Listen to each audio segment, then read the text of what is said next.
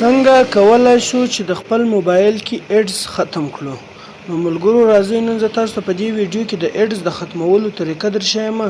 نو دا ویډیو تر پای را سره وګورئ، ویډیو لایک کړئ، ویډیو له ملګرو سره خامخا شیر کړئ، چینل در سره سبسکرایب کړئ.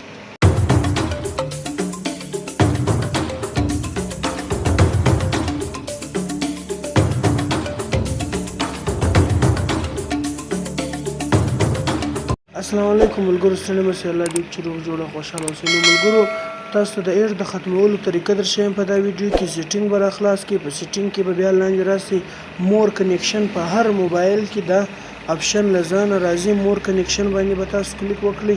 په مور کنیکشن انټرفیس دا رقم دی، بیا به تاسو په پرایویټ ډي ان اس باندې کلیک وکړئ.